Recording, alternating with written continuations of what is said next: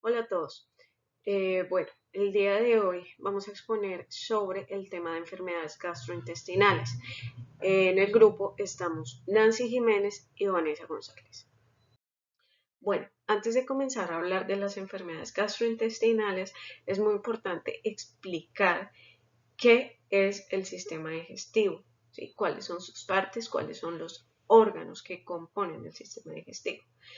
Iniciamos con la boca, que es el medio por el cual se ingieren los alimentos. Allí encontramos los que son las glándulas salivales, que precisamente son glándulas exocrinas que segregan la saliva. Después vamos a encontrar lo que es la faringe, que conecta lo que es la cavidad bucal con el esófago, y con la laringe, que está en la cavidad nasal en sí.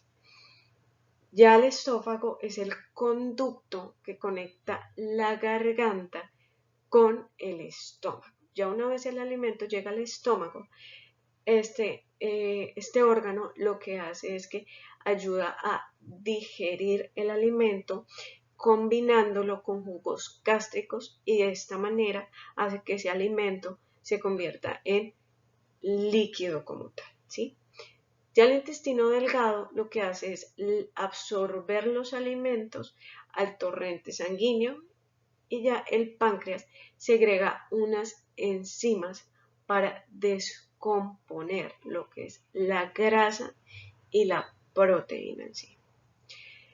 Ya cuando estamos en el hígado, esta digiere los alimentos, almacena energía y elimina toxinas.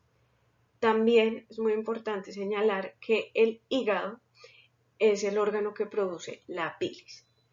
Ya la vesícula almacena la bilis para poder digerir mejor lo que son las grasas.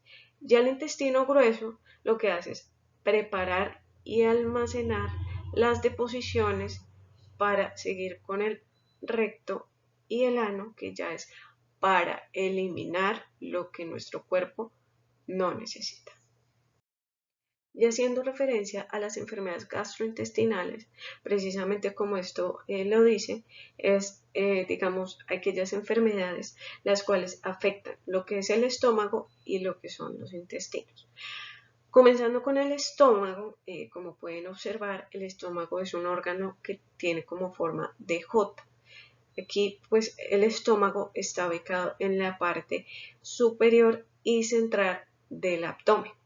Acá digamos que el proceso como tal que se tiene en el estómago es que los alimentos, después de ser masticados y lubricados por la saliva, pasan por el esófago, y allí llegan al estómago, donde se van a mezclar con jugos gástricos, y digamos que en ese momento el estómago lo que va a hacer es que se va a contraer y se va a relajar, y en esta mezcla que va a hacer con los jugos gástricos, la idea es que cree un bolo alimenticio. Ya el intestino delgado, esta se divide en tres tramos, lo que es el duodeno, el yeyuno y el ileón. Ya el duodeno lo que hace, digamos, es que está separado por el estómago y por el píloro. Aquí lo que hace es que en este caso el intestino delgado recibe la bilis del hígado como tal, y el ileón lo que hace es que digamos, se comunica con el colon mediante la válvula ileocecal. ¿Sí? Ya, digamos, lo que hace el intestino delgado es que continúa la digestión hasta crear, digamos, una conversión de componentes aptos para una absorción de alimentos. Y el intestino grueso, que está unido con el intestino delgado, este produce y almacena heces, como dije anteriormente. Aquí digamos que tiene como varias porciones, el cual es el ciego, el colon ascendente y el colon transverso.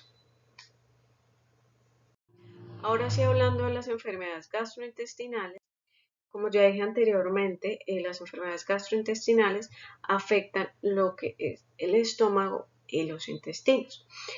¿Qué hace que, digamos, se generen las enfermedades gastrointestinales? Básicamente, estas son desarrolladas por bacterias, parásitos, virus o en algunas ocasiones la intolerancia a ciertos alimentos. Por ejemplo, aquellas personas que, digamos, no toleran la lactosa o tienen problemas con el tema de la grasa, entre otros alimentos.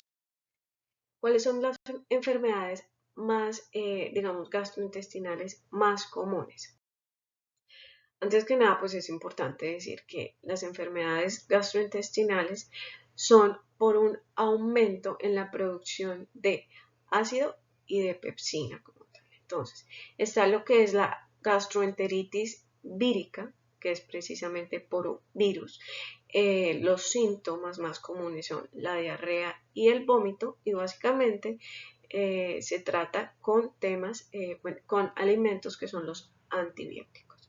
Está la gastritis, que es producida por una bacteria que se llama el Helicobacter pylori. ¿Sí? Entonces, el Helicobacter pylori se puede, digamos, esta bacteria se puede generar por diferentes eh, situaciones o por diferentes cosas. Una de ellas es, digamos, por ejemplo, la asepsia que hay en los alimentos. Sí, muchas veces hay muchos alimentos que no son, digamos, que no tienen mucha asepsia, por lo cual se puede, digamos, adquirir esta bacteria o en algunas ocasiones, digamos, si uno come alimentos, los mismos alimentos que come otra persona con Helicobacter, o se utiliza, digamos, la misma cuchara o el mismo tenedor con esas personas que uno realmente no sabe que tiene el Helicobacter pylori. Eso puede ser un medio por el cual se puede adquirir esta bacteria. Para el diagnóstico de una gastritis, especialmente si se tiene este tipo de bacteria, se tiene que hacer una endoscopia.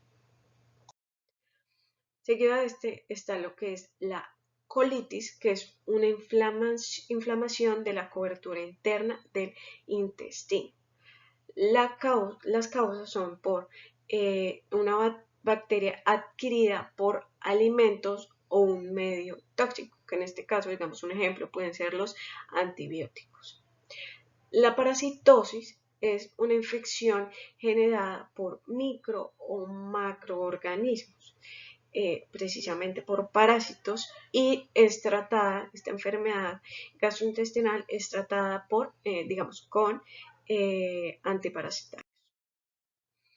Entre otras enfermedades se encuentran, digamos, en algunas ocasiones también puede ser síntomas, se encuentra lo que es la dispepsia, que la dispepsia es, digamos, esta ocurre después de comer, y acá, digamos, empieza a sentir lo que son náuseas, pesadez y dolor en el estómago, ardor, flatulencias, etc. El estreñimiento, que ya es, digamos, la escasa frecuencia de defecación, y la esofagitis, que es una inflamación que puede dañar incluso los tejidos del esófago. Obviamente hay muchas más enfermedades gastrointestinales, pero según pues los estudios que realizamos, estas fueron como las. Bueno, ¿cuáles son los factores de riesgo para adquirir una enfermedad gastrointestinal? Ya en cuanto a los factores de riesgo, pues encontramos lo que son los factores sociales o culturales, que en estos pues pueden estar lo que es el sexo, la edad, la educación, condiciones sanitarias, entre otras cosas. Está también lo que son las mujeres embarazadas, historias familiares, que en este caso pues son aquellos familiares los cuales tengan o hayan tenido alguna enfermedad relacionada con enfermedades gastrointestinales, enfermedades personas que tengan enfermedades crónicas, hábitos de fumar o de consumir alcohol, el consumo de ciertos medicamentos muy fuertes para el organismo. En esto pueden ser, digamos, medicamentos tanto que la persona tenga que consumir por obligación, como medicamentos, digamos que puede ser el ibuprofeno, la indometacina, la aspirina, etc. También está lo de consumir alimentos que nuestro organismo, digamos, no tolere. como dije al principio, ejemplo, la lactosa o ciertas grasas, incluso hasta ciertas proteínas, etcétera. Y digamos ya en temas como de angustia, estrés, ansiedad y así. Métodos de prevención. Entonces, en los métodos de prevención podemos encontrar lo que es, digamos, a grandes rasgos, ¿no? Está lo que son lavarse las manos antes de comer, no consumir alimentos de la calle, como dije anteriormente. Es muy importante el tema de la asepsia de los alimentos. Digamos, en la calle podemos ver que puede estar contaminado por incluso de pronto que la persona que esté cortando el mango o sirviendo las cosas no se haya lavado las manos o estornudó enfrente del alimento, el tema de la calle que puede llenarse de polvo, entre otras cosas.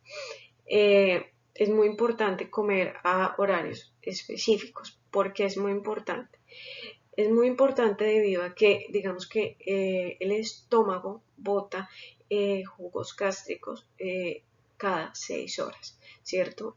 Y digamos que el estómago también, digamos como que el, los alimentos, digamos como que ya son ingeridos, o sea, ya pasaron del estómago después de las 3 horas. Si se pasa ese tiempo sin comer ningún alimento, allí es cuando, pues, precisamente el ácido gástrico va a tener contacto directo con las paredes del estómago porque no tiene ningún alimento que lo proteja y en ese caso puede generar el tema de la gastritis o puede generar úlcera o ya si es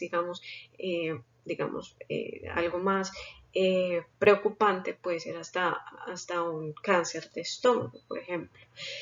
Evitar el consumo de agua no potable por el tema de las bacterias y demás, cambiar los hábitos de fumar y del consumo de alcohol, quitarlos completamente, es preferible manejar el tema de lo que es el estrés y la ansiedad y demás, y obviamente tener un estricto control médico.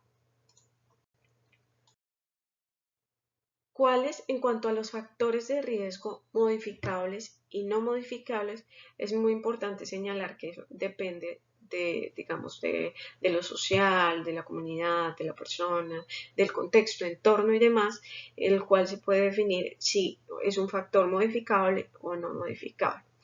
Sin embargo, pues acá se señaló lo siguiente. Los factores de riesgo modificables se pueden señalar como los hábitos de consumo del alcohol, de fumar, medicamentos, el tema de lo que es la ansiedad y la angustia, hábitos alimenticios y cuidados sanitarios. Los factores de riesgos no modificables. En los factores no modificables encontramos lo que es la historia familiar, los medicamentos necesarios, el sexo, la educación, enfermedades crónicas, edad y el tema socioeconómico en algunos casos. Les mostraremos a continuación las campañas que hemos realizado para las enfermedades gastrointestinales.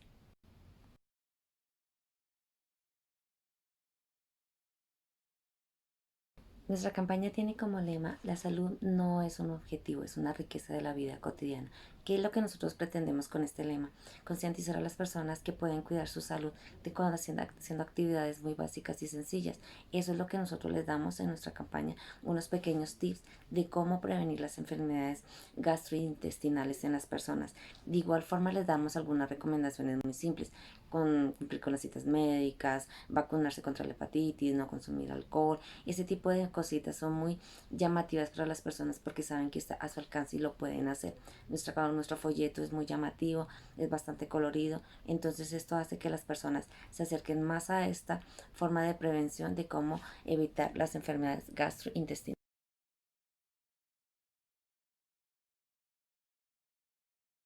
Bueno, también realizamos una campaña para niños porque consideramos, y según la OEDS 3, es muy importante que apoyar el sistema educativo como tal para prevenir este tipo de enfermedades que no son transmitibles.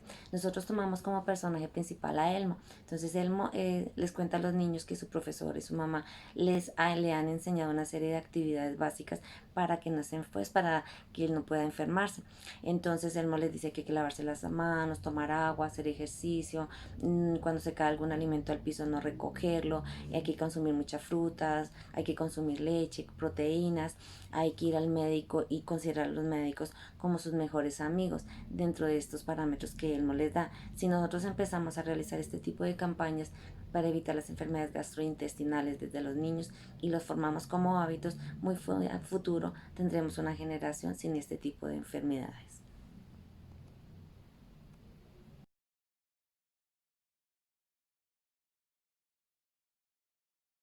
La principal reflexión a la que llegamos es que al ser una enfermedad no transmitible de origen biológico y psicológico, lo que se busca es hacer un cambio de actitud de las personas frente a esta enfermedad. Y para esto la ODS 3 busca que los gobiernos y el sistema de salud y educativo trabajen conjuntamente para lograr esto. Es una gran inversión que se va a hacer, pero que genera un cambio de actitud y se puede erradicar esta enfermedad definitivamente.